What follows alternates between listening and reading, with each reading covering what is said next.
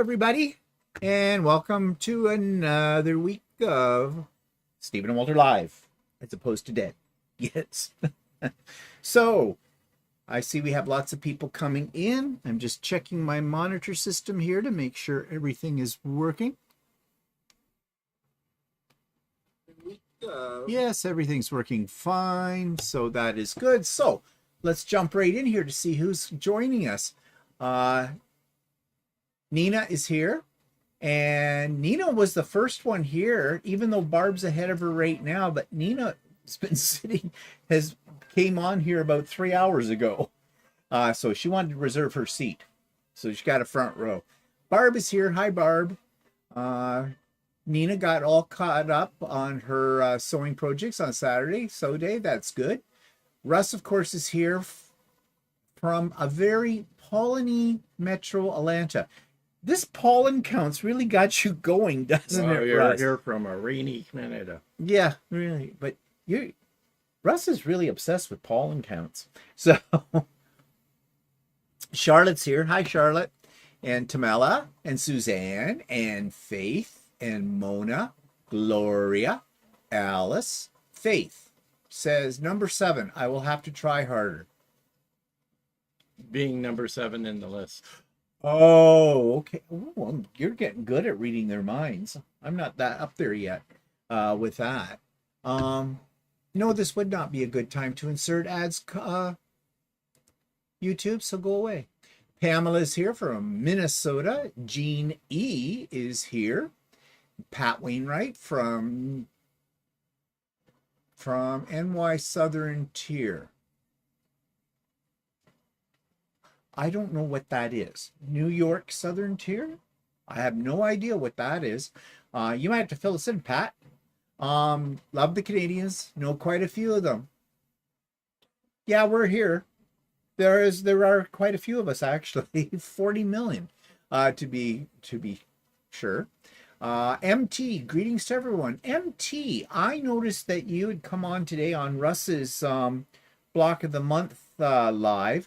And are you new to both of us? If you are, you're welcome to be here. I'm glad to see you're here. Grant is here. Hi, Grant. Sue Norfleet says, hello, everyone. Thanks for pop-up sew day yesterday. Oh, you're welcome, Sue. No problem. I love doing them. Keeps me entertained. Colleen is here. Hi, Colleen. Dubrovka is here. Nice to see you both. Yeah, we can't see you, but it's nice to read what you write. Barbara Yeldon is here. Barbara, have you been here before? I don't know. I'm sorry if I don't remember. Mary Hadaway is here. A name that I always have trouble with because I shouldn't. Jeannie, right? Jenny. Like Ginny out of the Ginny. Like gin with an I. Ginny. Oh, Jen with an I. Okay, it's Jen with an I. I don't know why I have trouble with that. I mean, it's not like it's unusual. Mary is here. She's lurking and watching 2 ball games and sewing. Okay, in certain centers certain circles we hang around with, when you're saying you're watching 2 ball games, it could mean something totally different. But never mind. Quilt Queen Swirl. Russ says, if your pollen count was as big as ours, you'd be obsessed with it too. So, you're a size queen when it comes to pollen, is what you're saying. All right, you win. Mary says, same here, Russ. My black car is yellow. Whoa. Oh, that is... Actually, we do have something like that, but not... Yeah, it usually comes a little later. It's usually with the fir trees. Yeah, with the fir trees. They give off... And our hot tub cover is usually covered in a lot of that yellow stuff too. So I kind of had forgotten about that.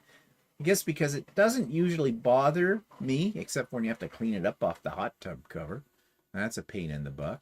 But, and Mary, she's getting a black car yellow too. You know, there's a way you can fix that problem.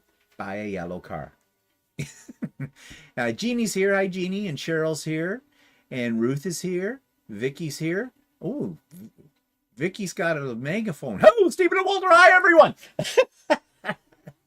I'm glad you're enthusiastic with those capitals. Ruth says, Southern Tier. Yeah, that's what I live in Green. Huh? No, I think I heard Ruth say that Green is somewhere in New York State, because this came up the other day when Ruth was on here. So I guess Southern Tier is a place in New York State. I guess I'd never heard of it. Um, and Janet is here as well. So we've got lots of people here. I'm sure a few more will be joining us. We'll say hello to them when they come in. So let's see what we've been working on. Well, Walter has a new shirt. My screw shirt. Well, I don't know. I see a lot of nuts. Screws and nuts. And nails. Got a little trouble with the pocket, though. I tried to match you it. screwed up? No, I tried to match it, but for some reason, no matter where I got the pattern from on that thing, it would match at the top, but it wouldn't match at the bottom. So I don't know how the pattern worked. So I figured it was busy enough, nobody would notice. I did. I was going to point it out. What happened here? Well, see here, I've got like the nail and confused. There's like the end of the screw here and the end of the screw there. Okay. Well, yeah. That's just nuts. Yes. I never had one do that before, but maybe this is a seconds fabric. Who knows? Maybe. Well, yeah. Where'd you get that? I got that when we were in a Guelph area. I got that in that store in Guelph. I think she sold mostly Berninas and stuff.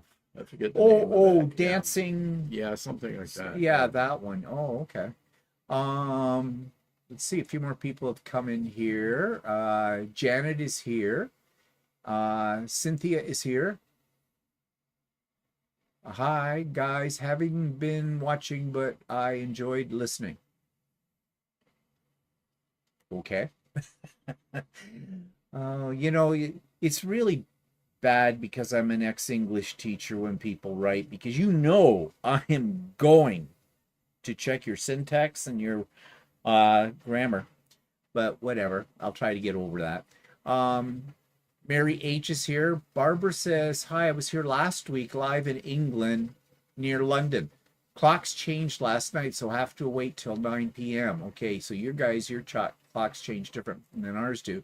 But a beautiful sunny Mother's Day today. Oh, it's Mother's Day in England.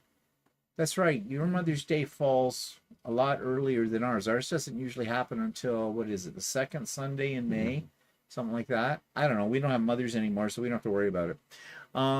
Pat says, New York State in the southern tier. It is the counties along the PA northern border. Okay, I don't know where that is either, but that's Pennsylvania okay. northern border. Yeah, I know what PA stands for, but I don't know.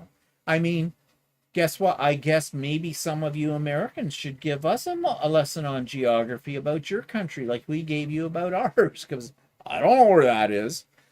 Well, I generally know, but not really. Vicky says, Stephen, I'm sorry, my finger got stuck on the shift key. Oh, hate that when that happens.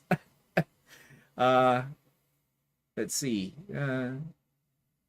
Okay. Ruth says the southern tier is where New York State and Pennsylvania State meet. Pennsylvania South. Okay.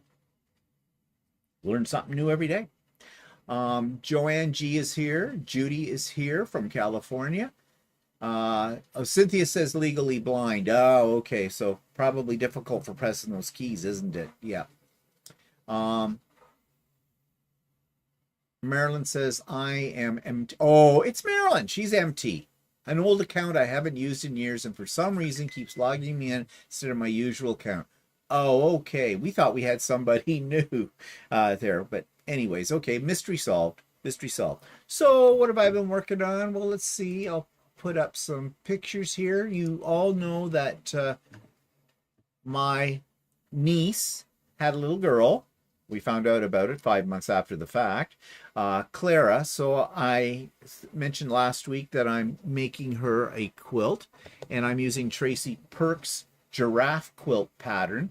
So this is as far as I've gotten with it. I got a fair amount of it done on yesterday on the pop-up sew day, and it's coming along. I think it'll be quite nice when it's done. It's a little tedious. A lot of squares. Everything's 2.5 inch squares, and with a few 1/2 half square triangles thrown in as well.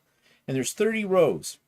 What you're seeing right now is 13 of those rows. 10 of them are sewn together, but the other 3 are not yet done. I kind of work on them in sections. I'll do the first 10 rows across and sew those together because, and I label each row because I get them mixed up and it's not hard to do. So this way, instead of leaving it all to the end and then sewing all the rows, I'm doing it in bits and pieces and double checking and triple checking. Walter's studying it right now. He's looking for a mistake, not going to find it. There isn't one. It's fine. It's perfect. If you find one, I will kill you on camera. I will. I promise. I promise. And the little pinky guy over in the side is a bib. Melissa yesterday on Pop-Up Sew Day suggested, that it's always good to make bibs too. And these are in the hoop designs. Now, Melissa, just for your information, those 2 patterns that I downloaded from Designs by Juju will not work in our 550E, and it took me forever to figure out why it wouldn't come up on my machine. And it's because they use a bigger hoop than what our 550E can handle. And when that happens with the 550E, you don't It looks like the file isn't there. yeah, it looks like the file isn't there. So we figured that out, and then I went in and I read the fine print, and this kind of ticked me off. They have a JEF file, which for those of you that don't have embroidery machines, that is the extension name on the end of a file that is recognized by our Janome machines, which stands for Janome Embroidery File, and our machine knows that it can work with that. Well, I bought these 2 files. Luckily, they were on sale. They didn't cost that much. The 2 together were $8 Canadian. But yeah, then they have this big long one, but you have to open it up to read that. And it explains the machines that it will work on. And they tell you there is no refund if you've got the wrong hoop. If you didn't read this, well, how would you know? They didn't say anything about reading it. And yet they have a JEF file. So the only one that would work on Janome's would probably be the M17, the $23,000 combo one on it. So Melissa, if you were thinking of downloading either one of those 2 patterns, don't, because they're not going to work for you. But in some ways, it was serendipitous, because then I went to Creative Kiwi and I found a couple of patterns I like better. They were a little more expensive, but I like them better. And you see the one with the animals. And on Idiot Quilter this week, I made more than a pig. I've made a monkey and a teddy bear as well. I think they're really cute. And I just have to get some white Velcro to put in so they, you can fasten around the little kid's neck. Or maybe a long piece of rope you tie tight. I don't know. Either way, it works for me. So, yeah. So I was working on that stuff. And this guy, I had to have him. This is the Gnome Bunny. The Easter Gnome Bunny. I think that came from Sweet Pea. Regardless of the problems I've had with Sweet Pea, I still buy their patterns. But I really like him. I had a little problem getting him lined up. You can see it at the top with his ears. It didn't quite line up perfectly. I ripped it out a couple of times, but it didn't seem to matter what I did. I just couldn't get those lined up. So I thought, the hell with it. Who cares? Yeah, well, if you lined up the ears, then the edges wouldn't be lined up. Exactly. That's the problem. So anyways, I can live with that. The other 2 panels lined up perfectly. Mm-hmm. I don't know why that one didn't, but it didn't. So, yeah, but it's okay. I still like it. Now, yes, he has a gray beard. And someone asked me the other day about that. Why'd you give him a gray beard? Why not? I thought, hey, he's an older bunny. Not everybody has a white beard. Okay. Not all gnomes have white beards. They can be any color that you want. And I made his beard match the bottom of his feet too. So, maybe he's a dirty bunny. He got into something that he shouldn't have. But anyways, I think he's really cute and he hangs down here. Now, at the same time that I bought this one, I also bought a Halloween one they had. I haven't done it yet, but I thought it was really cute as well. I have a theme going on down here. If you've been watching me for a while, you know I like gnomes, but I've been making a lot of gnome uh, hanging things, wall hanging things as well, and they hang on my cupboard doors down here. So I think he's cute. Do you think he's cute? Yeah, he's nice. You think he's cute. Okay, fine. Don't get excited about it. Really? Okay, so let's go get out of that. And let's go here. And anybody else come in? Oh, we have a few more people come in. Hilchen, I hope I'm saying your name right, from Germany. And Gloria, I think I said Gloria was here before. I live in Niagara County in New York near Lake Ontario. Okay. Well, we know where that is because that's just across the lake kind of a thing. And Mary says she's right in the middle of the USA in Kansas. I don't think we're in Kansas anymore, Mary. Had to be said. Joanne G likes, she's adorable. Yeah, I thought it was cute. Denise is here. Hi, Denise. Hello, sirs, Walt, Stephen, and Walter. Ooh, we've got an upgrade. We're sirs now. Good day to you both. Stephen, you have to throw syntax out the window where chat is concerned due to the limited number of characters allowed.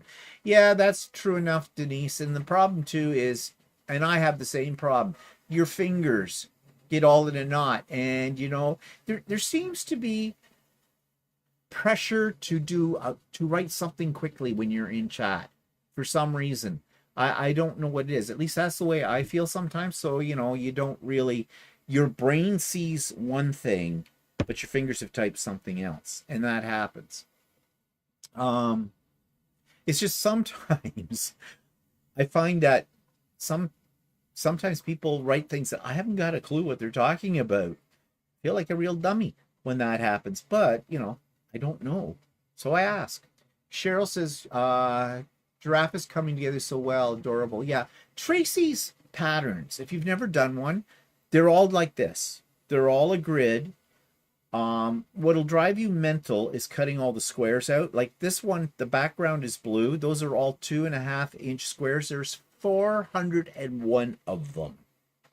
But I used my AccuQuilt for that. And her patterns really lend themselves to using your AccuQuilt if you have one for this kind of thing. So, yeah, but they go together reasonably fast. But like I said, you've got to, you know, you got to be careful because you can get, you know, a half square triangle just turned 90 degrees around and you may not even notice it until when it's too late, unless you have somebody like Walter watching you over it and he'll make sure that you know that you made a mistake. Karen's here. Hi, Karen.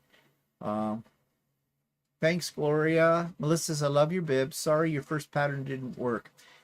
Yeah, well, luckily I didn't spend an arm and a leg on it, but you were talking about possibly getting one of those, the toddler one or whatever. Well, you can't. It's not going to work on your machine because, yeah, we just don't have the hoops for it. Dubrovka says, Stephen, your giraffe quilt looks perfect to me. Oh, yeah, it's fine right now. But there's still many more rows to go, so I've got plenty of time to screw up yet. Yeah, Karen says it looks like his ears are just lying back a bit. I suppose we could, well, that's what we'll say. Yeah, that's what we'll see. Patricia's here. Hi, Patricia. And Glenna is here from Stormy, Missouri. Sandra's here. Sandra, I think are you new, Sandra? Because I don't recognize your last name, but sorry if you're not new. Sorry that I didn't remember, but welcome. And Andy's here. Hi, Andy. So, okay, so that's what we had to show you. Some announcements. Sewing with Stephanie and Stephen is always Wednesdays, 9 a.m. start time. Links in the show notes. All are welcome. Pop-up sew days. So, we just had one, and we had about 24 people at the height of it, which was a good number. And I think everybody had a good time, and I think people got a lot of stuff done. And I don't think there was a lot of enabling going on. Ran out of things to buy? I think so, yeah. Well, I bought bibs pattern, so they got me. But, yeah, it was a good time, had by all. And we're going to have another one real soon, in 2 weeks' time, on Saturday, April the 12th. Walter will be off to his in-person sew day, so you know I always like to have one when Walter's not here, because when the cat's away, the mice will play. And so we'll have one on the 12th of April as well. And next, not this week coming, but the week after, all the information about that in terms of the Zoom link will be in the show notes for everything. And I'll send out an email as well for anybody that's on the mailing list. So yeah, you're getting two close together. And then 2 weeks after that is the Idiot Quilter Spring 2025 retreat. And not next week, but the week after, there will be a big video, a separate video on the channel that will tell you everything you need to know about the retreat, especially for any of you who've never been to one of my retreats before. And remember, it is absolutely free, but you do have to register for it. So I'll be talking about all of that stuff. I believe the video for that will go live on April the 14th. Yeah. No. April 7th. April 14th, I think, is the date I have set aside for the beginning of registration. Yes. Again, that'll all be in the video, and so don't worry about it. It'll be there for you if you're interested. And so chatty this week, we talked about dream machines and nightmare machines, based on what people wrote into us about what they would like to see on machine if they had the, you know, the machine of their dreams. And we heard a few horror stories as well about machines and things like that. Only these manufacturers would listen to us, but they don't. So that was that. And that gave us an idea for the next So Chatty. We're thinking, you know, we all get a manual with our sewing machine, but how many of us read it from cover to cover? I don't. It's on, do you? No, well, I go browse through it, but I usually skip over the specialty stitches because unless you need to do them at any point in time, you tend not to. Yeah. Well, my attitude towards manuals on anything is on a need to know basis. If I can't figure it out, then I'll go. I need to know. But you know, our machines do a lot of other stuff, like Walter said, decorative stitches. Yeah, true. But there's a whole lot more that they do that we don't really pay any attention to, because basically we are creatures of habit. If we're quilting, we only need to know how to do a 1/4 inch seam allowance, how to put in a bobbin, and how to wind a bobbin, and how to thread our machine. And we probably don't explore any of the other features. And you know, we spend a lot of money on these machines, and they do a lot more. So we might go through our manuals on our 2 different machines and talk about, oh, I didn't know it could do that. So that's going to be on next week's So Chatty. And then we have had a request, and I've been bugging Walter for a while about this, a deep cleaning of his 6700P, because it has never had a deep cleaning. And that machine was my first machine when I first got into sewing, and that machine's about 7 years old approximately, and it has never had a deep cleaning. And Walter uses it all the time for garments and that. And bags. And bags. There's probably a lot of fuzzies in the bags. So we're going to do a deep cleaning of his machine. Yeah, I've done it for my machines. So, and it's not that hard. It's not that scary to do it. So we're going to do that. But we're open to suggestions as well for future videos. I say this all the time, but yes, please, we need suggestions for especially things that we could possibly make into little series, like over a course of a couple of weeks or something, that kind of thing. No, Walter will not teach you how to sew a shirt. We have that one asked every time. Yeah, well, you'd have to go back to the ones that I was showing Stephen how they're sewn. Yeah, that was as close as you'll get to a tutorial. I just do my own thing. Yeah, he just. I mean, what I do may not be exactly correct, so. Yeah. See, I think a few other people. Oh, Sandra says she usually watches the replays. Love your shows. Well, thank you, Sandra. Glad you could catch us on a live. Oh, Mary said she thought about yesterday, but too late. Well, Mary, you kind of live in a time zone too where, you know, it wouldn't be hard to forget because I think you're 3 hours behind us, I think. Tamala says, woohoo, I'll be able to finally check a pop-up sew day. My daughter's winter garden season is coming to an end shortly. Okay. France is here. She says, glad to watch you live today.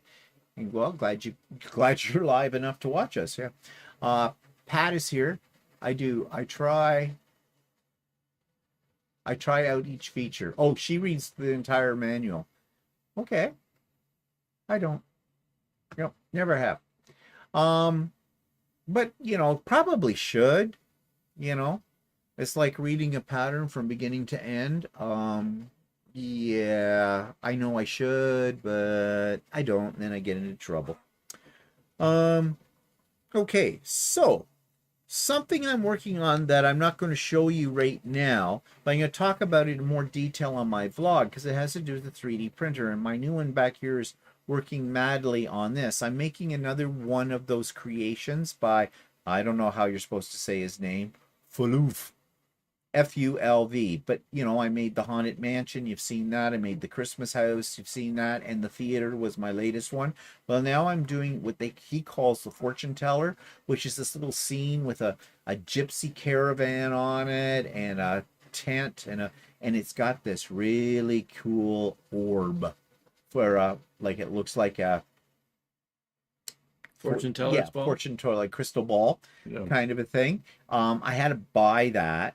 I had to go to Amazon to get it, but it's really cool with this too. Now it's going to take a while before you're going to see it in its entirety, but I am going to talk a little bit more about it and show you some pictures of what it's supposed to look like tomorrow on my vlog. So if you're interested in that kind of thing, you'll be sure to tune in for that.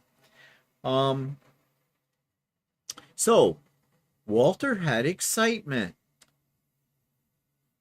He likes licorice. Hard licorice. What did you do, Walter, with your licorice that made you have to go someplace this week? Oh, I bit down on it and it pulled a piece of tooth out. Uh-huh. So he had to go to the dentist to get fixed. Now, my mother always told me when I was a kid, don't bite the hard candies. You'll wreck your teeth. He does it all the time. You hear him just a crunching on them. In fact, when I hear him doing that, it gives me the willies because I think, ooh, God, no, your teeth are going to break off. And it did. But he got the tooth fairy to fix it. That's what we call our dentist. Well, he's not our dentist so much anymore. He kind of sold the business, but he works there now off and on. He's made his billions because dentist care in Canada is not covered by our government. Well, they cover if you're really young, and they cover it if you're really, really, really old, but you also have to make a really, basically not enough. Basically, you have to be poverty. Be low on the wealth list. Yeah. This is one of the drawbacks of living in Canada. So most of us have third party insurance for dentists that is usually provided by your employer. And when you're retired, I took the third party package, so I have it. So anyway, so we pay into it every month, but what it gets us is we get about 85% back for most dental procedures. So I saw there was a question here. Mary says, oh no, Walter, I hope it wasn't too expensive. So what did it cost? It was $369, and I have to pay about $45 of it. Yeah, because we have the insurance. Mm-hmm. But it was more or less, well, he told you that if it ever if he fixed it so it should be good, but if it doesn't take, if you break it again, he said you're probably going to have a crown. Yeah. Well, Queen has a crown. So anyways, and it was quick. Yeah, he's pretty good.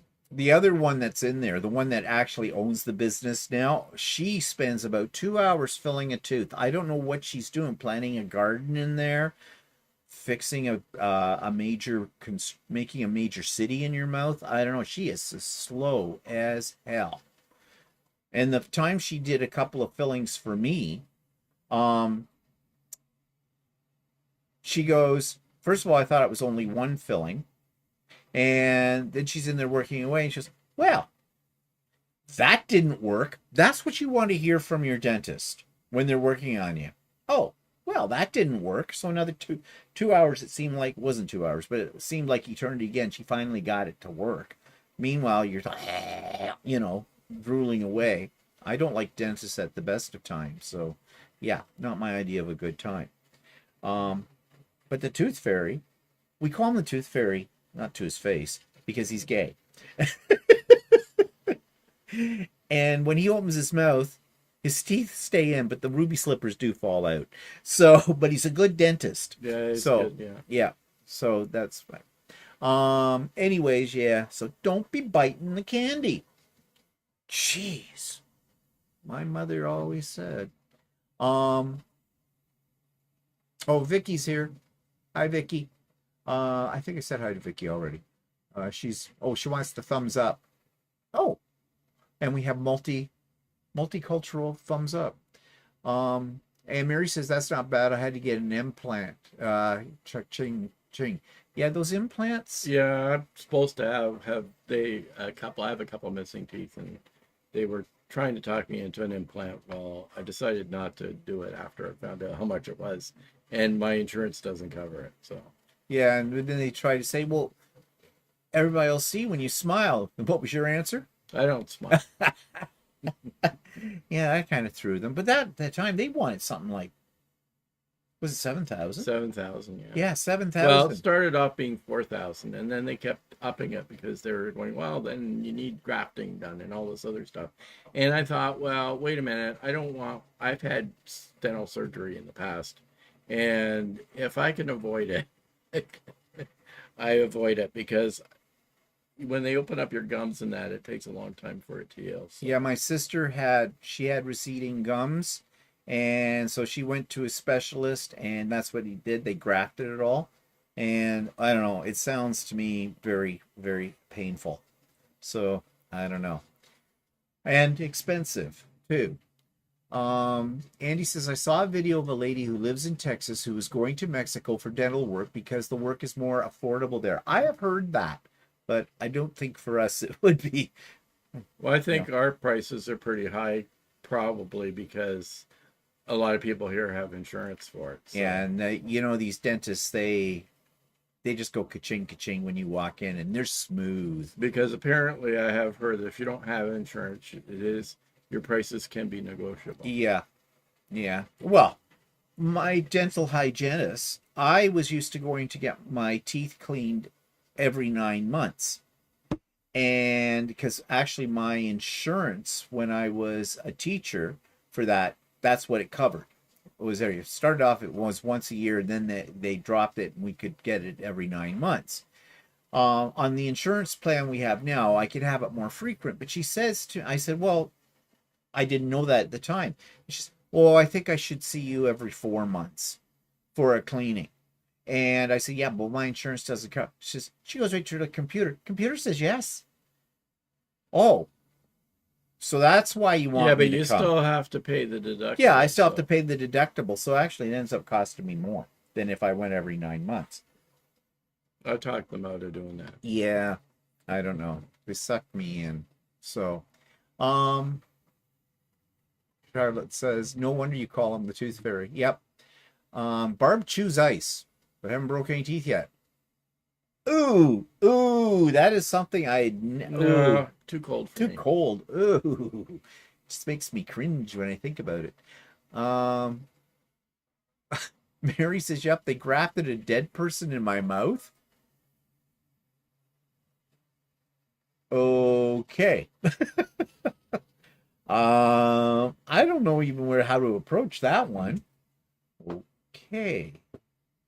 So, I guess, is that where they get the tissue? Ooh. This is taking a turn for the worst. Melissa says, I've just been through the same thing of the dentist trying to talk me into an implant. I think it's their cash cow, quite frankly. I was told $500 for one tooth. Yeah, I think it's the new thing now. Crowns used to be the big thing. You Well, know, crowns are still expensive. yeah, they always, oh, you need a crown or a root canal. Well, I've had 2 root canals, so they're expensive too. Yeah, yeah. Oh, yeah. This is what I say. I say in the next life, I want to come back as a dentist. Really, they make mucho Nah, I'm mas. not good. I'm not going to Mexico for my dental. No, me neither. Who go down to Mexico for the yeah, yeah. I'm not doing that. So obviously there are people who did not want to pay for insurance either. So The grafting tissue can be from a cadaver. Ugh. ew, Well, I ew. guess. Oh, well. Okay, ew. Oh yeah. Yep, that's where the tissue comes from. Okay, I just learned something today, and I don't know if I wanted to know this. I'm having a visual, and I can't get it out of my mind. They told me, Pamela says it was cadaver bone too. Okay, well, recycle, reuse. So I don't know. Does it sit up in a corner and they just peel it off? You know, like what?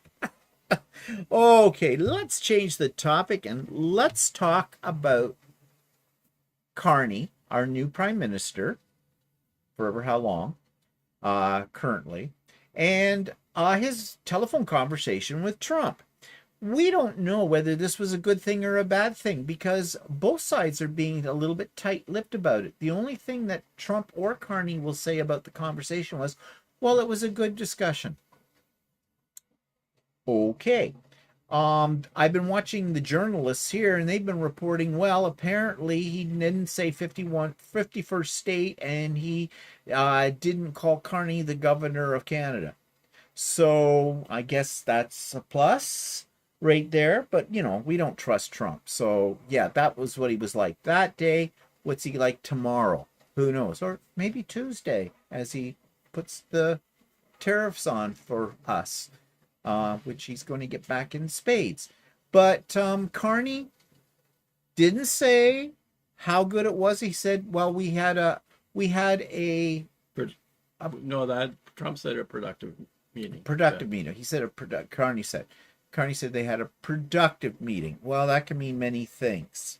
I think he's keeping it close to his chest right now about that because we are also going through an election right now as well. So we'll see how this all works out, but I'm not getting all excited about this as being a sign that Trump is relenting. No, I don't think he'll relent on anything. But there has been this discussion about people, and when I say people, I mean Americans have this feeling that Carney has been put into power like a coup. That this is not normal. There was no election. He just went into power. Well, it's true. There wasn't an election. There's going to be, but this is all within how things work here in Canada. This is not unusual. And I found this post it was a repost by a friend of ours. And I thought it really explained the situation well. So I want to take a look at this and let you see. So you won't be, because we've talked already about how our politics and how our government works, which is different from the way it works in the States. I think this is something that may clarify this for you. This person writes, lots of fake information going around about our new PM is Prime Minister, and the process. Here's how it works. No, Canada didn't just become a dictatorship. Calm down and read this. The short and long answer, no, we are not living in a dictatorship. But judging by the internet meltdown, you'd think Mark Carney seized power in a midnight coup while riding a moose. Okay. And by the way, if anybody should know about dictatorships, it should be Americans right now. Let's get one thing straight. This is exactly how our democratic system works. Emphasis on democratic because I just saw a professor from Columbia University who is now coming to Canada because of what Trump has done to Columbia University, apparently. He's going to be working at the U of T, University of Toronto. And he says that we as Canadians should be taking a much stronger stand against Trump because the United States is no longer a democracy. It is authoritarian and it's moving its way to fascism. Okay, so that's a cheery note, isn't it? So how Canada actually elects a prime minister? You don't vote for prime minister, for a prime minister. We don't vote directly for the prime minister. You vote for your local MP. That stands for member of parliament. This would be the equivalent to your House of Representatives, I think, guess. The only people who ever saw Justin Trudeau's name on a ballot were the folks in his riding. Everyone else voted for their local Liberal, Conservative, NDP, or other candidate. The leader of the party with the most seats becomes prime minister. So when Trudeau stepped down and the Liberals picked Mark Carney, it wasn't some shady backroom power grab. It was democracy in action. Yeah, so basically what happened was Trudeau quit. Yeah. Right? He stepped down. And as leader of the Liberals. Yeah, and people that are registered Liberals voted for a replacement, which is Mark Carney. So they had a convention. Yeah. And, there were candidates for this, and they all got up and gave speeches and things like that. That's not unlike the conventions in the United States. A little less rah-rah. And a shorter timeline. And a much shorter timeline, like a few days. A few weeks. Not even a few. Well, no, it's a few weeks to pick who is going to be running. Yeah. So about a month. And then they had a big convention, and at the convention it was they voted Mark Carney as being the Liberal leader. So he replaced Trudeau. Yeah. With that, and that automatically makes him, because Trudeau was still prime minister. So that makes Mark Carney automatically, in this time period right now, our prime minister. And it's not unusual. Here's a quick history lesson for the outrage brigade. Sir John A. Macdonald, Sir John Abbott took over after Macdonald died. Mackenzie King, John Turner, Kim Campbell, remember her, 1993, became PM after Brian Mulroney stepped down. Okay, so these all happened in the same way. These are all prime ministers, past prime ministers. Sir John A. Macdonald, by the way, is our very first prime minister. He's our George Washington, in a sense. Hate to use that equivalent, but yeah, so basically Mark Carney has not been elected, but he has been made the head of the Liberal Party, and the Liberal Party's in power right now, so he is right now the prime minister. Yeah. So what they're saying about this list of names is none of them were elected as an MP, as a member of parliament, at the time they became prime minister. It happened before, it's completely legal, and it's just how our system works. But Trudeau shut down parliament. That's treason, these people are saying. Ah, yes, proroguing parliament. That sounds bad, right? Well, let me introduce you to Stephen Harper, 2009, when he was prime minister.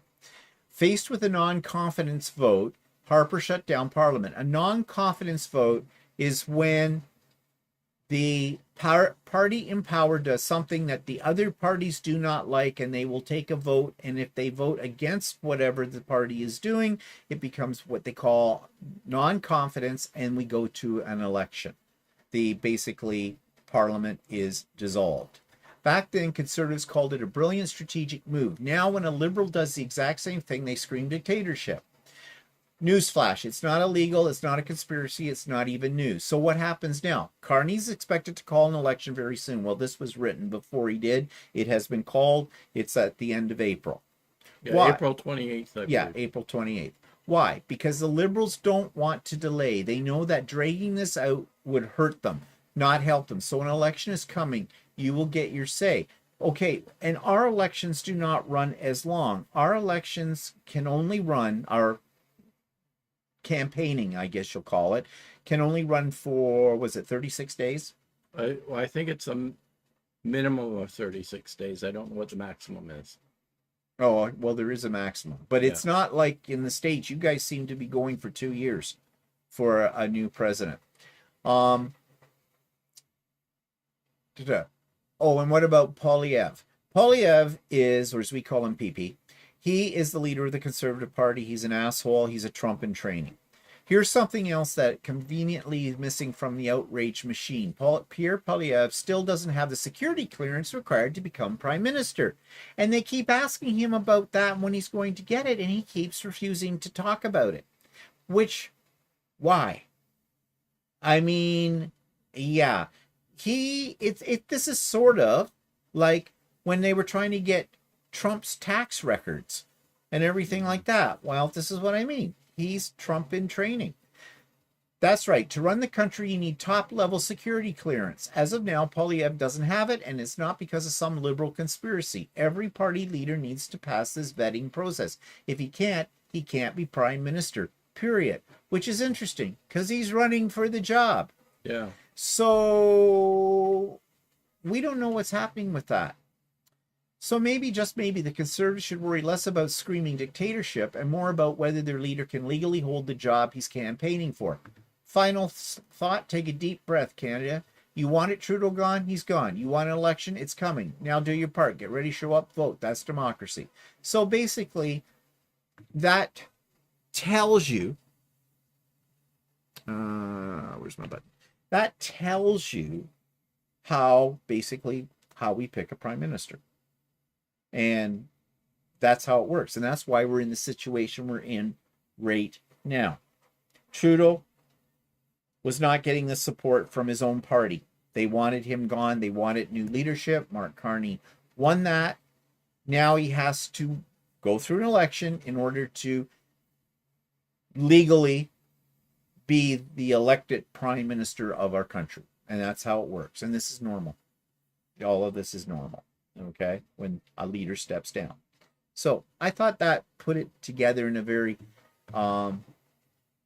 concise manner. Okay, so let's get out of that. So that brings me to what we're going to talk about today. And we're going to start talking about Canadian lifestyle, because we do have a different life than Americans. And this is going to be part one. Because this week we're going to deal with social issues, manners, and etiquette. Next week we're going to deal with traditions and religion in the country. So, as always, as my guide, I'm using what the Government of Canada put together. This was put together, I think, mainly for newcomers to Canada, to tell them what they were walking into. And of course, we've already talked about this. And I mean, one of the first things most Americans talk about when it comes to Canada is about our healthcare system. And there's a lot of misunderstanding about it because, well, first of all, we have universal healthcare, but it's kind of, you shouldn't use the word universal, I don't think, because not everything, most everything, but not everything is absolutely free in our healthcare system. It's a hell of a lot better than what Americans have. That's for sure. But it says here, it explains it. Beginning in the 1960s, Canada's provincial governments began introducing government health insurance, sometimes known as Medicare. We do not call it Medicare. No, we don't care about Medicare. Did an American write this? That's an American term. We do not call it Medicare. To pay for hospital visits, operations, and other essential medical services. In 1984, the federal government passed the Canada Health Act, which forced all provincial health plans to meet certain standards of coverage and outlawed charging fees for medically necessary services. Today, all Canadians are provided with comprehensive health insurance from birth through public health plans run by the various provincial governments with funding help from Ottawa, from the federal government. The provincial governments now generally run most hospitals and clinics as well, with doctors and surgeons charging governments directly for their services. Very few privately run hospitals or clinics exist in Canada these days. Although that is creeping into our system, and we're calling it a two-tiered system, because the Conservatives, the Conservative Party, are really pushing to have a two-tiered system. What they're calling it, they say this will reduce wait times in clinics and in hospitals, free up doctors and nurses and that kind of thing. We have and I think the states have one too. We have a crisis right now when it comes to how many doctors we have per capita, kind of a thing. So it's not all roses here in Canada either with the healthcare system. But when we go in, like Walter went in to see his doctor. Yeah, I went on Friday morning. Yeah. I usually go 3 to 4 times a year. She has me in. She likes to keep up on my blood work and stuff like that. And how much did that cost you? Nothing. No. And we had blood work done. We had blood taken earlier last week. How much did that cost us? Nothing. Nothing. Yeah, we don't pay a thing for that directly. Yeah. We are paying for this, but it's in our taxes. And this is another thing that Americans get all upset with that we hear. They think, why? Technically, if we do our income tax, right? Yeah. There is a set fee that is included in our income tax or whatever, and ours works out to about $700 a year that we are paying for medical insurance. But that's part of our income tax. So basically it's buried in with everything else in taxes. But that's $700. So if you need to go in and have cancer treatments here, well, we know that if you were actually to pay what hospitals would like to charge for all these services, it would be a hell of a lot more than $700 for even a single treatment, or a hospital stay, or a colonoscopy, or a mammogram, or whatever in there. So, you know, $700 in our income tax, in our taxes, is piddly. Okay, and it's universal in the fact that all people get this. Yeah, it doesn't matter what your income level is, you get the same treatment. Yeah, with it. Now, are our drugs covered? Yes and no. If you go to the hospital and you have to have surgery or something like that, anything that's provided in the hospital, including medication, is included. Yeah. Okay, so if I have to go for an operation or something like that, then I really don't pay anything. The only thing that they might not cover is the type of stay that you have in the hospital. Like the default is that you're in a ward room. And if you wanted a semi-private room, you would have to pay out of pocket. Or if you have insurance, they might cover it to get a, what they call a semi-private room or a private room. Yeah.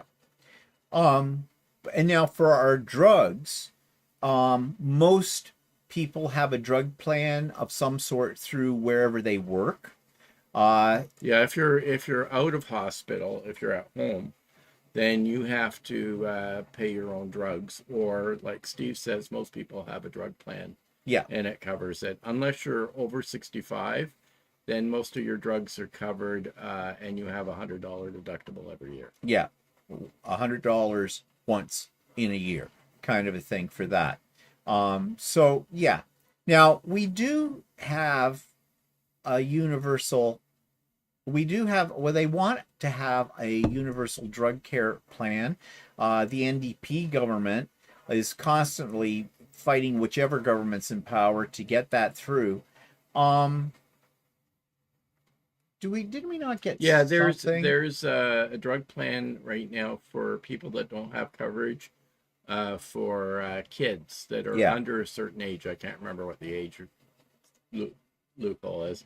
And then seniors have it if you're over 65. Yeah. But the people in between those ages don't have a government drug benefit plan.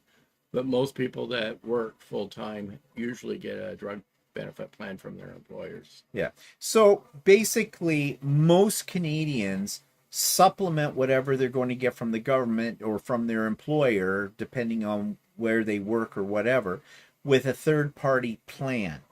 Where, like, we have one for our dental. Do we have one for? We have one. No, now that we're over 65. Yeah, well, also dental isn't covered, and eye exams aren't covered. No, eye exams aren't covered. Actually, eye exams used to be covered, but well, they are covered if you're over 65, but you can only have your eyes checked every 18 months. Yeah. Now, it used to be. It didn't really. I don't know. It might have been a year. Well, actually, it's there's other things like if you're diagnosed as diabetic, you can get an eye exam every year. Yeah. So, but generally speaking, our health care isn't bad, and in comparison to Americans, is a hell of a lot better than that. But we do have politicians, mostly conservative ones, well, all conservative ones, who are trying to chip away at that. And they're trying to give this money to like private doctors and stuff like that who are buddies of theirs. And I'm sorry, but doctors make a lot of money, even under our system, the way that they do it. Not as much as they could probably make in the United States, but they still make a lot. So boo-hoo on the doctors with that kind of thing. Yeah, now abortion in Canada is legal. And and that's legal right across the country. Yes, we've had uprisings about that from the extreme Christian right and all that kind of stuff, but it is legal in Canada. So come on over if you need it. Drugs and alcohol. Well, we already talked about drugs. I don't know why they're putting alcohol in here. Yeah, we have controls on alcohol, and we've talked about that before. Most provinces have a provincially controlled system for distributing alcohol, for selling it. I don't believe we have any dry areas in Canada. No, we don't have any dry states or anything like that here. And the same, marijuana is legalized in Canada. So you can go to a store in Ontario. We have tons of them, marijuana stores. It's either a skunk or it's a marijuana shop, because both smell kind of the same. So, just go by the smell and you'll find. I think you're allowed to grow up to 4 plants yourself. Yeah, you can grow some of your own, but only 4 plants. Yeah, we know people who grow more than that. But anyways, yeah, so it's legal here. But of course, hard drugs like heroin, cocaine, LSD, meth, all that, fentanyl, those are completely illegal here in Canada and are punishable under the law if you're caught trafficking them or in possession of them. So yeah, this stuff Trump's talking about, that all this fentanyl's coming across the border, no, we have very strict laws about that as well. Also, of course, we've already talked about that freedom of speech in Canada. We didn't always have that, but everybody thought we did because of the influence of the Americans and their Constitution. But our Charter of Rights and Freedoms spell that out for us right now. You have freedom of speech to a limit. Yes, it can't be hate speech. It can't be hate speech that violates our Charter of Rights and Freedoms. So yeah, and there are certain when it comes to obscene material or pornography, there are restrictions in that. Laws banning child pornography, of course. Excessively violent video games. Tickets for movies with mature content. Same in the States. There's a rating system for that. So, your 6-year-old can't get in there and see something that's triple X'd. There are books that have been banned as well. They have Love to Hate by People of Haters, Blondes in Bondage, DVD, Kill the White Man, DVD, Super Erotic Manja. Okay. Apparently there's a lot of them, but they've banned Anthology Volume 91. Okay. Family Lust, it's a magazine, never see that one. Fight Crime, Abort Black Babies, that's a sticker. Okay, you can't put this kind of stuff. That's considered a hate crime, and it is punishable under law, and you can turn somebody in or go to the cops and make a complaint. If somebody out there yells a racial slur against you, or a slur against the LGBTQ community, because we're protected by all of this as well, you have legal grounds to, this is a criminal offense. Guns in Canada. Okay. As a country with long traditions of hunting and trapping, Canada's rate of gun ownership has historically been high, and Canada has some of the most liberal gun laws on earth. According to the Canadian National Firearms Association, there are presently about 21 million guns in Canada, owned by about 7 million Canadians, or about 20% of the population, the majority of whom are recreational hunters. The most commonly owned guns in Canada are rifles and shotguns. However, there is a very strict licensing system for this, and you have to prove that a gun is necessary for your livelihood. In other words, we do have Indigenous people they do hunt. If you're a sports hunter, which I'm totally against, but if you're a sports hunter, you need to get a license to do that kind of thing, and there's regulations on what you can hunt and when and what you can and when and where you can do that. Generally speaking, you can't just walk into a store and buy a gun. Okay. They have to be licensed to sell it. And there's a lot of paperwork for this kind of thing. It is not our right by the Charter of Rights to bear arms as it is in the Second Amendment of the United States with it. So, and most Canadians don't have a problem with all of that. So that's why we don't have we do have a big problem with gun control though, because guns are being smuggled into our country from the United States. Yes, it's coming from the United States. Why? Because guns are readily available in your country. That's why. And border control needs to be stricter about and this. And it's usually criminals. Yes, it's criminals. Element that are importing these guns. Yeah. So yeah, we do have a problem with guns in Canada. We're not going to sugarcoat it. But it is criminals. And we need to crack down. And they are. But like anything that goes through a government, you know that it takes a lot of time. Things have gotten better over the years. There's been gun registrations more severe. At one point in time, they were allowing you to trade in your gun and get Canadian Tire money or something. I don't remember what it was, how that worked. But, if you had a gun and, they were encouraging you to turn it into the police station or something, no penalty or anything like that. And guns were turned in, but, I don't think it was effective with it. So if criminals want a gun, they're going to get a gun. It's not like Australia. At least Australia does not border on a country that has guns. So. Yeah. And that's the problem. We border on a country that, for them, for Americans, guns are a way of life and that kind of thing, and having the right to carry a gun as well. It's funny, we watch the border control videos on YouTube sometimes, and there's always one about an American trying to bring a gun in from the States into British Columbia. Usually it's British Columbia for some reason on this show. And being told, and they go, well, it's my right to carry it. I've got paperwork that shows it and everything. No, it's not your right in Canada. You can't do that in Canada. So, you're coming into a different country. Anyways, discrimination protections, again, are very much like, it's part of our hate laws.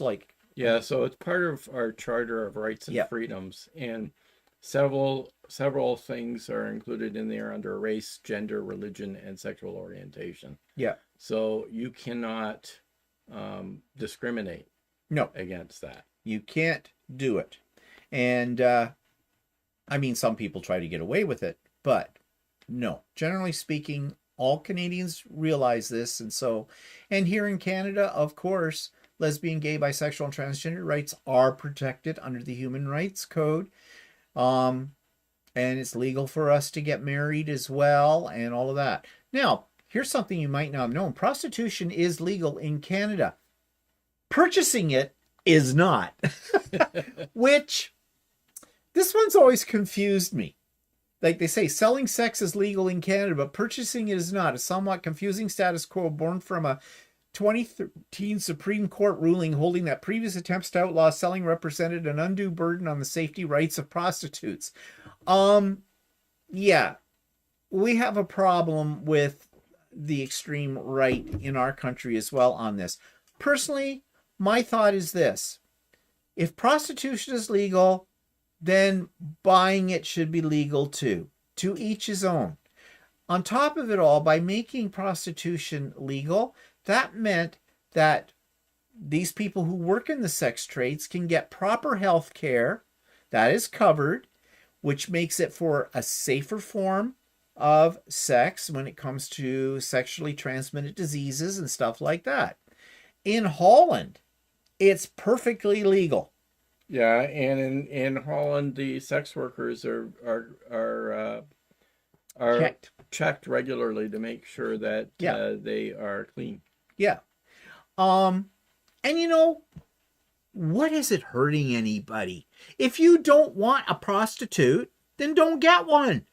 No one is twisting your arm saying you have to have a prostitute. No, you don't. And they don't like prostitute, by the way. They prefer sex worker.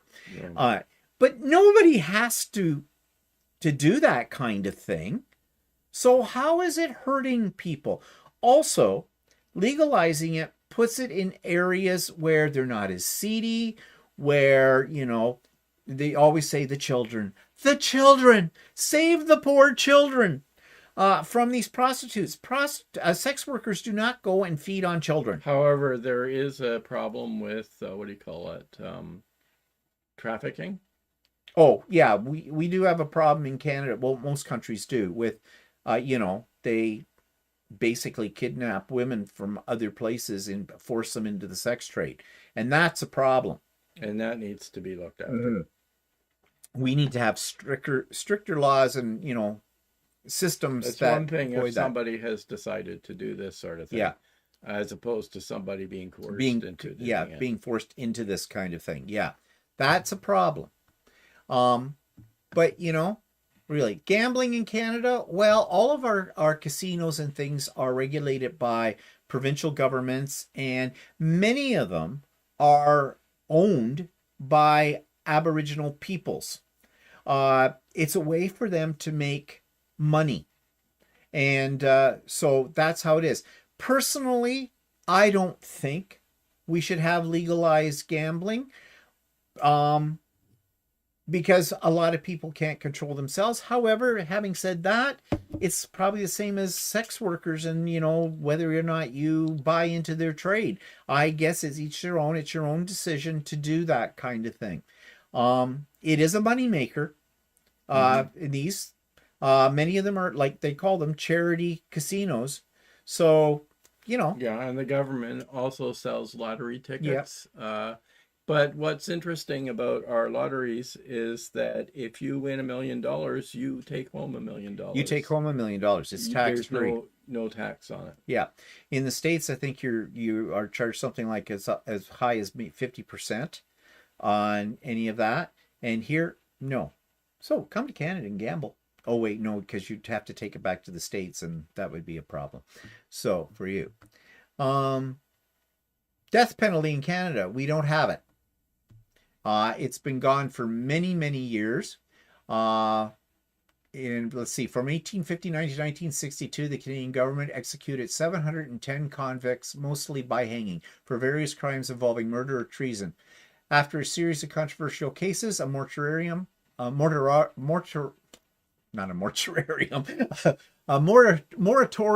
on further executions was imposed in 1967, followed by an outright abolishment of the death penalty in 1976 by the Liberal government of Prime Minister Trudeau, the first Trudeau, Justin's father, Pierre. So anyway, says despite execution free for more than 30 years, public support for executing murderers remains high in Canada, though no Canadian political party officially supports reversing the current ban. Yeah, and with the increase we've had in crime and violent crimes in this country, people are, you know, pushing for this again, but I don't think it's ever going to happen. And besides, I think they should be locked away forever, make their lives miserable with it. Animal rights. Yes, we have laws. You harm an animal, it is a criminal offense in Canada. Unfortunately, we don't see that law being really fully extended. There's always circumstances around it, but I feel that anybody who harms an animal would harm a child. So, same different. Welfare and pensions in Canada. Yeah, we have Canada Pension. Government gives us a pension. Yeah, Canada Pension is paid into by workers, sort of like I think your Social Security. Yeah. And when you turn 65 or whatever, you can extract your money again from that. So you get a pension.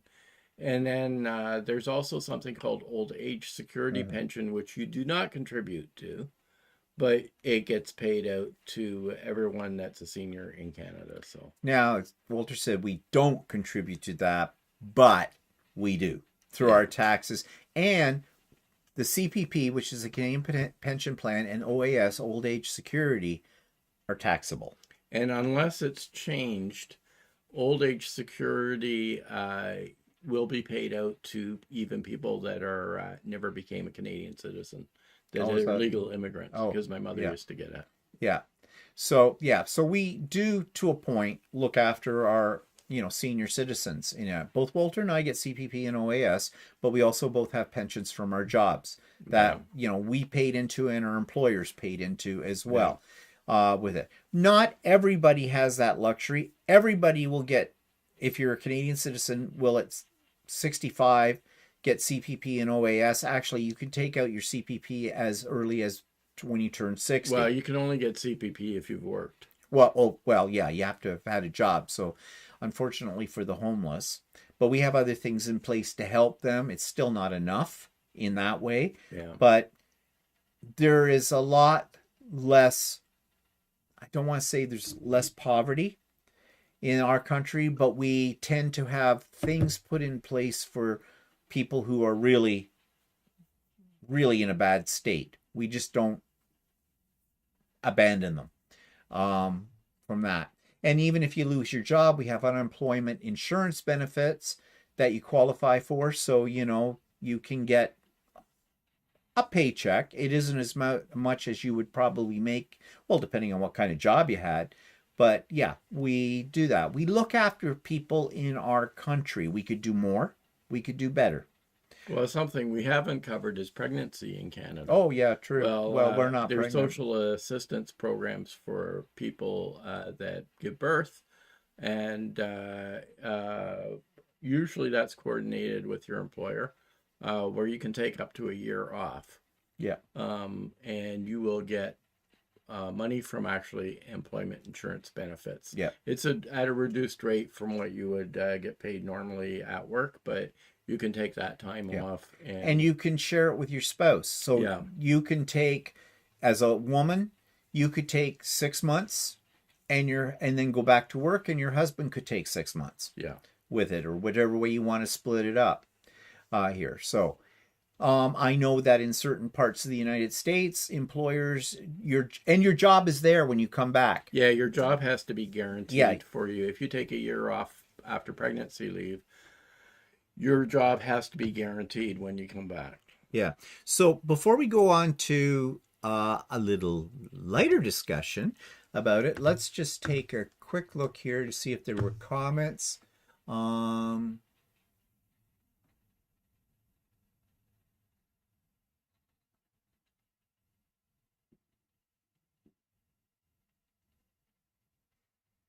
Let's see. Oh, Ruth says currently they have in the States 2 toddlers in the Oval Office, Elon and Donald. Yes. Andy says, when is proroguing illegal? I remember Boris Johnson did it in the UK and ended up in the highest court in the UK and was found to be illegal. You can't go prorogue in Canada without certain stipulations. Because what a prorogue means is basically there's an election. That's what prorogue is. I thought proroguing was shutting down the government. Yeah, shutting down the government for an election. Yeah. With it. It's not the same as in the United States, where they use that. Or in the UK, you mean? Or the UK. Yeah, but even in the United States, when they go, a lot of it has to do with their budget. I don't know. That's what we hear. I don't know, I don't really know what their standards are, but no, we have... There's very set rules, and I don't exactly know what. Actually, I don't know what would be illegal in Canada to do it. So right now, we've never had it done so that it was illegal. So I don't know. Yeah. And Mary says, when we were talking about what we pay in our taxes towards healthcare, she says they pay that in a month. Mm-hmm. Yep. And Vicky says, Ruth, our country is a total mess right now. I live in Michigan and I'm hoping that Canada turns off the electric. Maybe that would wake up the dummies. Yeah, I don't know what's going to happen with that. He's been quiet ever since Ford, our premier, who wanted to do this. He's been very quiet since he came back with his Yeah. meeting It was with. that big Yeah, ban and said that they were going to cut off the electricity and all this other stuff. But ever since they threatened to do it, he's been pretty quiet about it. he I also think that he did it without necessarily the federal government's yeah, he's permission. been sort of shut down on it. Yeah. He thought he was going to be the savior of Canada. He's an idiot, really. Um, yeah, Ruth says 582 days until midterms. Yeah, yeah, a lot of damage can be done in that time. Eileen. And Mary says we have family leave, but it's not all paid for. Um,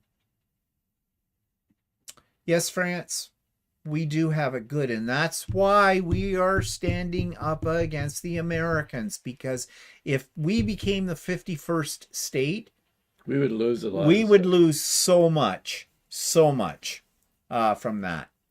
Um, so next thing up here is, let's just find it here. Okay, manners and etiquette in Canada. Yes, everybody has a stereotype that Canadians are very, very polite. We say sorry for everything. Well, we're not that polite. It says here the stereotype of the polite Canadian may be cliche, but it does have some basis in reality. Canada is a nation with fairly strong conventions of social etiquette, and properly obeying and understanding of rules is an important way to fit in to broader Canadian society. In general, Canadians are mostly friendly, unpretentious people who value honesty, sensitivity, empathy, and humility in their relationships with friends and strangers, as well as respect for the privacy and individualism of others. While obviously many Canadians fail at honoring these lofty principles, such values nevertheless provide the essence of good manners in mainstream Canadian society. Okay, yeah, for the most part, we are nice people, but you don't want to poke the bear, as I've said before. And right now, Trump is poking the bear because we're only nice to a certain level. We have a Charter of Rights, as we've already said. That keeps us in control. We know what we can get away with and with what we can't. And the yahoos that try to get away with that which we can't usually find themselves on the wrong end of the law with it. But, people are people.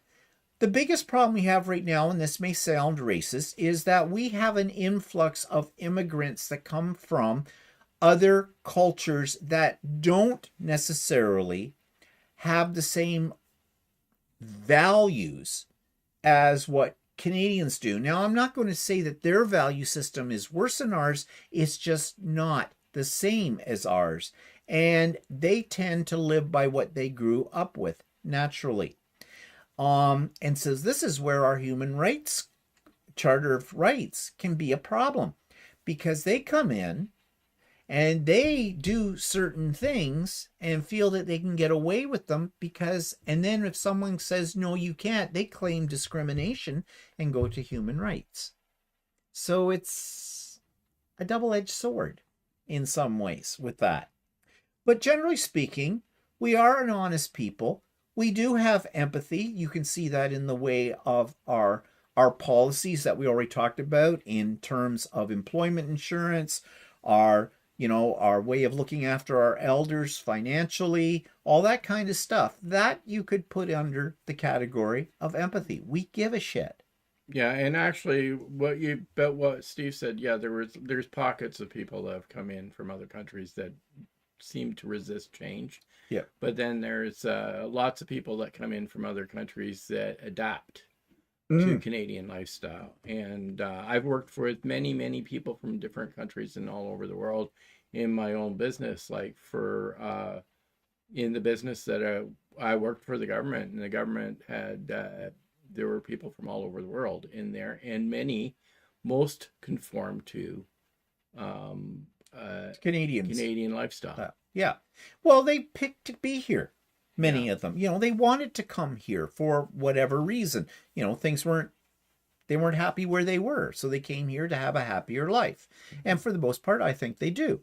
But we do have some problems. For example, it was just in the news last week in a couple of towns over from us, in the library, the public library, there was a lady who was wearing a hijab, and this other crazy bitch, because that's the only way you can describe her, came up to her, yelling at her, trying to pull her hijab off her, and she put a fluid on her that she was trying to light. She was trying to set the woman on fire. We're shocked. As Canadians, we're shocked by that behavior. That is something we associate with some other country, like over in the Middle East or something. That is awful that somebody do. And that's upsetting. Mm-hmm. That is, and most Canadians were outraged by this, that heard about this. And because that's all part of our empathy in the whole bit, we don't do that. That's not being Canadian. So roles and formalities, yeah. Respect for hierarchy is not considered a particularly important value in daily life. Most Canadians are strong individualists. We do have a class system, but we don't hold that as being important. Like, I guess if we had to put ourselves in a class system, we're middle class. But we don't have, yes, we have rich people in Canada. And yes, the gap tends to get wider all the time, like it's happening in the United States. Not maybe as severely, but it's there. We have our poor. We have people that live below the poverty line, which is an official number by the Canadian government. What is the number? Is it 30,000, under 30,000 or 23? I think it's more like under 40,000 or whatever. Something like that. Yeah, which doesn't really sound to most people like poverty, but yeah, with the way things are, yeah, that's. But the way things cost these days, if you consider how much rent costs and how much food costs, then yeah. Yeah. Now I found this amusing. Modern Canadian children are usually permitted to be relatively outspoken and independent from a young age and may talk to adults, even teachers or parents, in the same casual way they do to friends. Yeah, they do. And they are rude little buggers. Many of them, but most of them are not. I taught high school for 31 years. Most of the kids I taught were great. There wasn't a problem. You always have the one in your class. You have to expect that.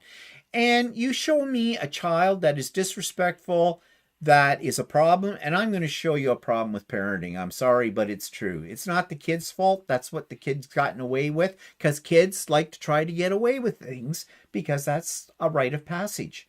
We all did it when we were kids. We test the boundaries. But in some cases, modern parenting, really, I think there should be a course or two and there should be a license before you can have children with that kind of thing. But most kids are very respectful. In fact, we'll give you an example. I think we mentioned it last week when we went to little town called Brighton to do that guild presentation. We went to the subway. There were two young lads. They just had a joint. But it's legal. Okay. Well, maybe not. Well, maybe at their age. At their age, it's not quite so late on their lunch hour. But anyways, the one kid, he says, "Oh, I'll get the door for you, sir." And everything. Well, held it open. He was a polite young man. Now, maybe the marijuana affected him. I don't know. But he said, "Well, I like your shirts." Yeah. And then when we got into the subway, there were a bunch of high schoolers sitting, in there having lunch and that and talking and doing what teenagers do.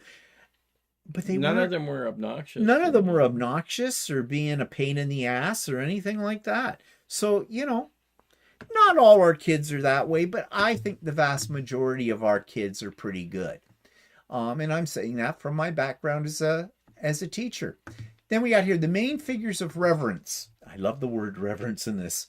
In Canadian society are people over the age of 70, so-called senior citizens. I thought we were senior citizens. who are usually given a higher than normal degree of politeness and courtesy, and people with obvious handicaps or physical disabilities who are expected to be treated with compassion and understanding.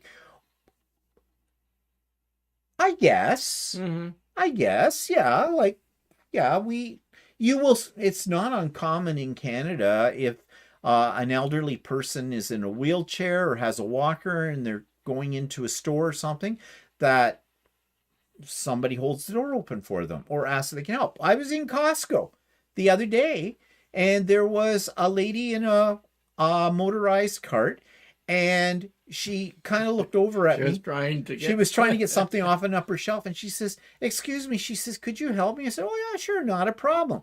And I did. I got what she wanted, and I said, "Is there anything else I can help you with? I am not unique." That is just second nature Yeah, I've for done most that of us. lots of times. See a short person in the grocery store and they're trying to get something from the top shelf. Yeah. We just, in Canada, we just do it. We don't ignore it. Now, some people do. Okay. I mean, you've always got those, but generally speaking, that's just something we do. I was always taught that if you came to a door first in a public place, you held the door open for whoever was behind you, whether they were old, young, or indifferent. I have seen that changing. Well, it tends to change if you're in a large city. Yeah. Because I noticed that years ago in Toronto when people used to hold the door open, but then they stopped after a while. So Yeah. Now, I like this one. For the most part, Canadians are quite literally about time and schedules. If someone says to come at 3 o'clock, he usually expects his guest to be there at 3. Unexplained lateness of more than 15 minutes is considered rude, and an apology will probably be expected. Well, we have a few people we know that need to know about that. yeah. Because, no, I don't think that's okay. I don't know. Most Canadians are this way. I mean, I'm a person who will arrive early. Yeah. I won't arrive late. I hate to arrive late for it. I mean, there's this 15-minute rule that I've heard some of my friends talk about, but we've had some people who have shown up 2 hours late for a dinner party. Like, with no excuse. So I don't know. I don't think that's uniquely to Canadians. And they talk about jobs and stuff. Now, greetings. Canadians meeting for the first time usually shake hands to introduce themselves and may shake hands before departing as well. Short hugs are becoming more common for closer friends, particularly women. Kissing remains mostly reserved for family or lovers, though some French Canadians may partake in the European practice of giving light cheek kisses as part of a friendly greeting.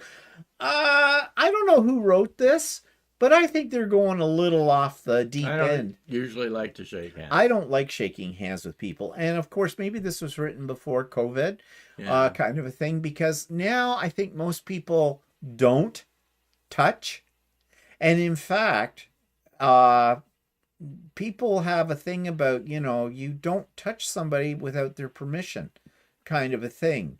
So I don't know about the hugging thing, but that's a very Gen Z That's or whatever. usually, I think, a more thing that gets done between friends or something like that, or close friends or something. I don't like being touched. I'm not fond and I of don't want to hugging shake either. your hand. My brother-in-law Shakes your hand all the time. always has. I've known my brother-in-law for like over 30 years, and every time we see him, he shakes her hand. I think it's just creepy. I mean, hi, John. Like, that'll do. You don't have, but he was raised that way. It's instilled in him, and that's just him. So we know it's coming. So we put up with it. Gifts. Giving gifts to strangers is generally rare in Canada, unless the person in question has done some favor or is otherwise considered to be owed one as thanks. Well, okay. Yeah, that's because we're cheap as hell. Now, I know Japanese culture, it is considered very polite. You give someone a gift and back. Or you bring a bottle of wine when you get invited for dinners. And if they don't bring a bottle of wine, they're a cheap bastard. But with it, but I don't think we are any more gift giving than anybody else in the world. This is like I don't, maybe this is written for certain cultures that Yeah. don't do this kind of thing. Giving cash as a gift is generally only done within families would generally be considered fairly presumptuous to give someone money who didn't ask for it. What about gift certificates? Don't know what to buy them. Give them a gift certificate. Um, Tipping. oh, tipping. This is a good one here because we know that Americans love their tipping. And it's becoming very, we just watched something on YouTube recently that was, saying tipping's got out of hand, and I agree with that. When dining at any sit-down style restaurant, Canadians are expected to tip or donate some extra money to their waiter at the end of the meal. The bare minimum expected is 15% of the total price of the bill, but over-tipping in the case of exceptionally good service is common as well. Failing to tip or under-tipping is considered extremely rude and will be immediately noticed. Okay, as Canadians increasingly play for everything with card. Okay, bad grammar. Pay, they meant, for everything with card, credit, or debit. These days, most card payment machines give the customer an option to add a tip when they pay, usually with 3 options, 10, 15, or 20%. This is a little bit dated. It's now not unusual to walk into a restaurant when you get the machine, as we call it. It'll start at 18%, and then you'll have a selection rate up to 25, 30% on it. You do have another button, you have to look for it, called Other, where you can put in whatever percentage you want to give. That irks me that those are right there automatically like that. Generally speaking, the rule that I go by is 15% for average service. More than that for better service. Yeah, our restaurant servers get paid a decent wage. Yeah, they do. So, yeah. But tipping, that's in restaurants. Sit-down restaurants. Now, table service restaurants. Or table service restaurants, yeah.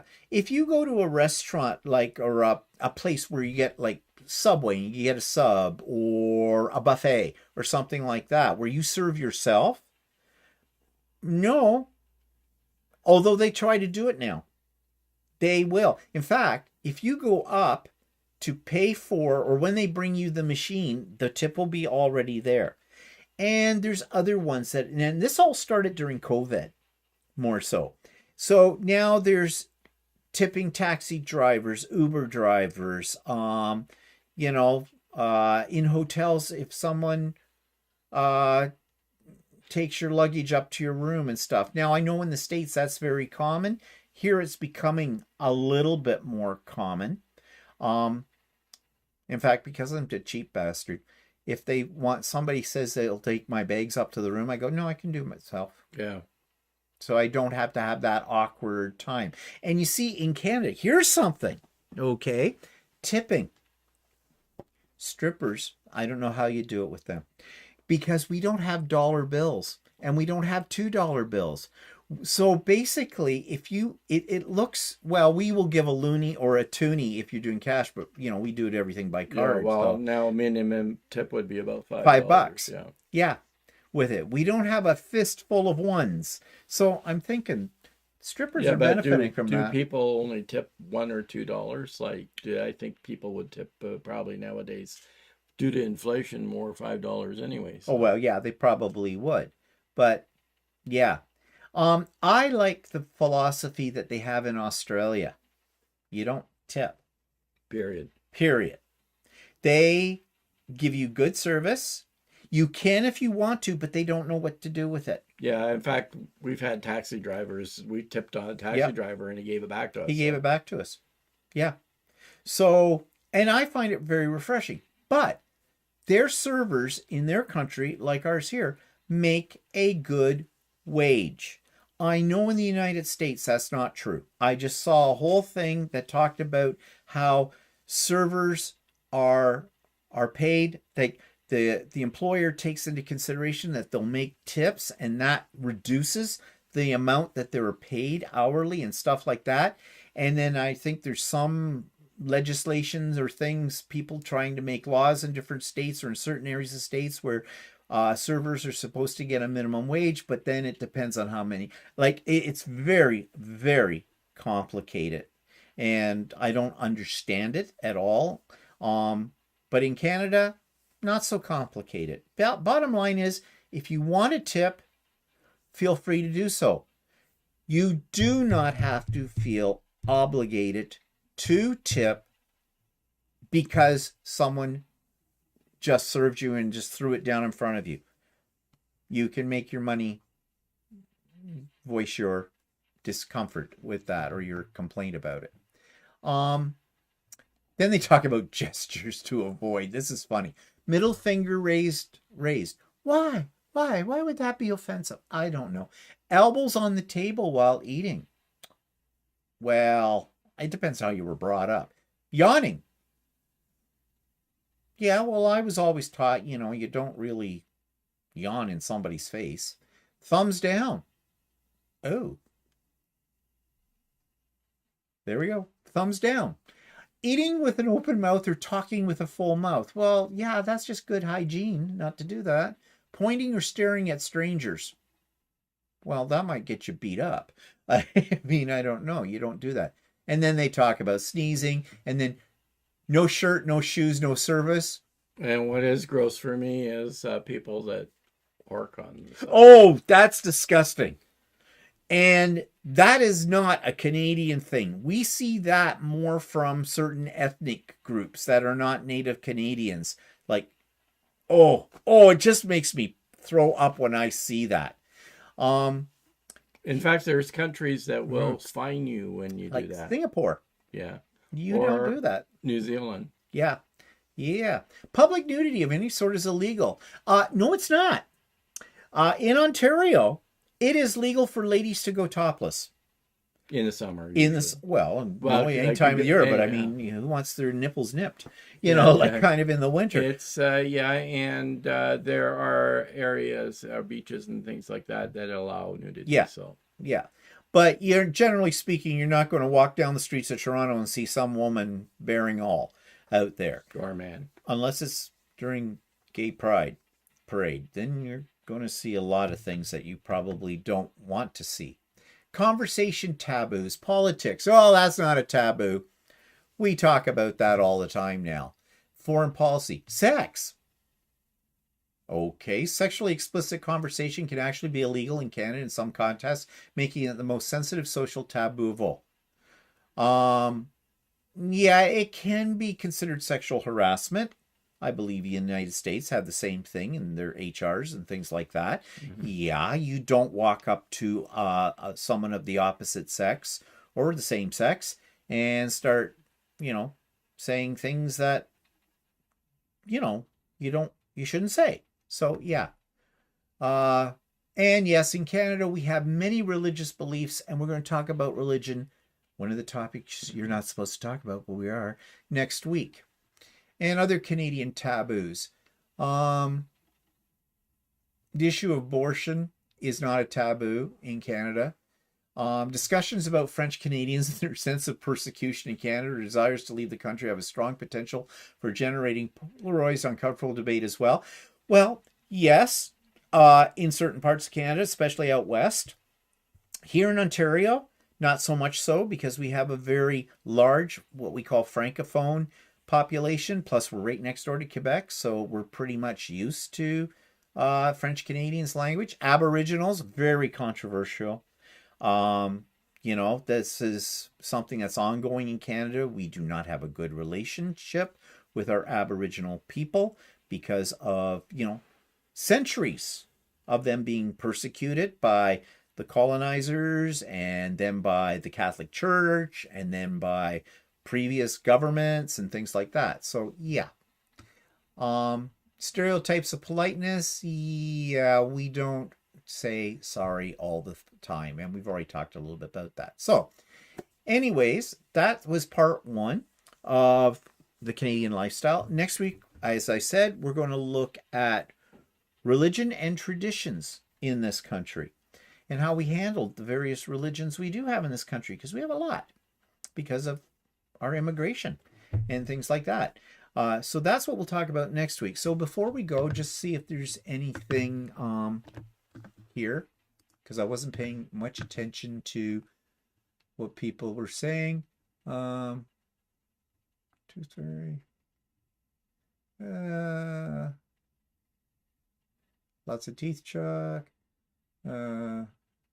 That's Gloria says the healthcare in the state sucks. Yeah, we've heard that. It's illegal in my state right now. Something's illegal. I'm not sure. I don't. I'm less. I think we already went through that part. Did we? Oh yeah. Okay. Uh.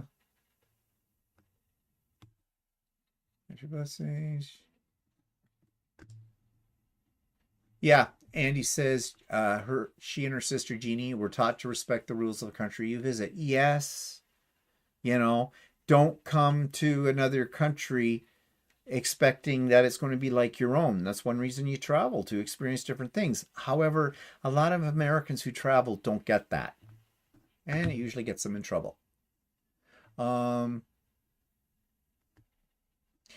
Yeah, actually, Mary, the person was Canadian, I think. She already was in trouble for other things too. She was a nutcase, a nut job. Um, Mary says lots of kids are entitled here in the USA now. I was shocked when I worked in schools. Yeah, it's a thing. What does immediately notice mean? Oh, I don't know. I don't know either. It might have been in the written part. Oh, maybe. I don't know what that means. Angelica says, a loony or toonie for a stripper? No, they probably use Venmo. I don't know what Venmo What's is. Venmo? Is that like a pay system of some sort? Probably. Or whatever? Well, they're not wearing a hell of a lot, so, loonies and toonies are heavy. They'll drop right out. And Cheryl says, I was renewing a small newspaper subscription and was asked if I wanted to tip the Canada Post delivery. Yeah, I know. It's ridiculous. Andy says, will you adopt me so I can immigrate? Sure, Andy, no problem. Bring a dog or a horse. It's an inside joke. Quote for fun. Are other regions of Canada similar? Things are quite different depending on what state you're in the U.S. No, it's pretty much the same across Canada. Yeah, there's subtle differences across, but generally speaking, Canadians on the West Coast are the same as Canadians on the East Coast, just different accents. Somebody says I said something that I didn't Yeah, like. Mary says, wait, what did Walter say he didn't like? I didn't catch it. I don't know. I don't know either. It's a lot of things he doesn't like. Pick one. Don't know, Mary. We've lost the train of thought there. And on that note, I think this train is going to go off the track. Yeah, there was a question someone asked about how we fund schools in Canada. And basically, our funding of our schools and the control of our schools is all under our provincial governments. And the governments fund it from our tax dollars, the provincial governments, but they do get something called transfer payments. Basically, it's a grant that is given to them by the federal government as well. So those two areas are how our schools are basically funded in this country. And and also our education provincially, in at least the province we're in, and probably most provinces, the education funding comes from our property taxes. Yeah. Oh, about what you didn't like, France says about spitting on sidewalk. Oh yeah, spitting on sidewalks. Yeah, that's gross. That's just disgusting. With it. What brand of beer do you guys drink? Whatever's got enough alcohol in it to make. Well, Steve likes. I drink Guinness. And lately, I've been drinking Sleeman, which is a local company. Yep. Sleeman low carb beer. Yeah. So that's it for now. Everybody have a great week. Tune into my vlog this week to see what the big printer is doing and other topics. And then, of course, Idiot Quilter. I'm going to talk about the giraffe and the bibs. I have other bibs to show you, and I'm going to talk about some other things in there. Actually, I got a lot of things to talk about on both of those. And then So Chatty, on Friday will probably be us exploring the things we forgot that our machines or didn't know our machines can do. So everybody have a great week. Thanks for joining us today, and we'll see you later.